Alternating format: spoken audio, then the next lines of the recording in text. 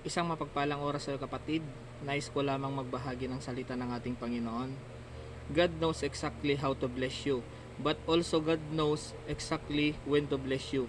Hindi lang alam ng Diyos kung paano ka pagpapalain, at alam niya din kung kailan ka pagpapalain. At alam ng Diyos na hindi pa ready ang nation of Israel for a fight and for a battle.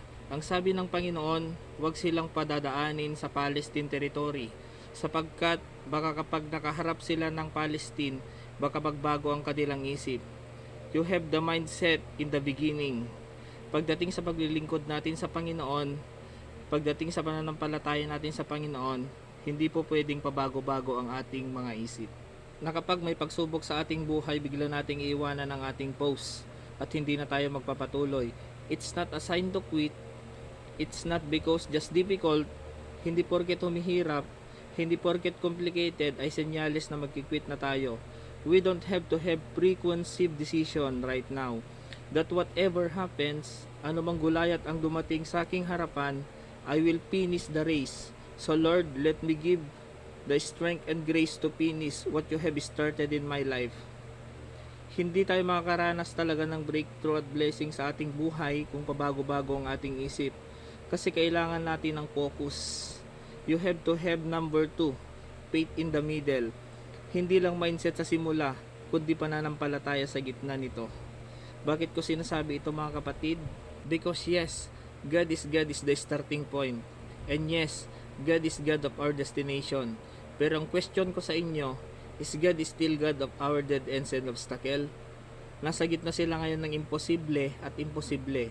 Imposible silang matalo ng Egyptian, imposible din akong makadaan dito sa Red Sea. Walang barko, walang balsa, walang eroplano. I'm on my own. What would you do mga kapatid if you have been in this situation na para bang nasa gitna ka ng dalawang problema? Isang problemang pinipigilan ka at isang problemang hinahabol ka.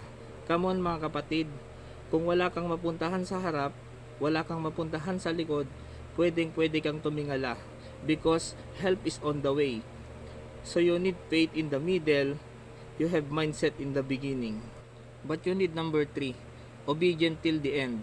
Sinabi ng Panginoon kay Moises, Moises, dalhin mo yung mga Israelite from Egypt to Promised Land. Hindi sinabi ng Lord from Egypt to Red Sea. So the story of the Israelite does not end in the Red Sea. It began in the Red Sea. Kapag nasa Red Sea ng iyong buhay, huwag mong iisipin if you are going to. Hindi ka pinapapunta ng Lord sa Red Sea, you're not going to Red Sea.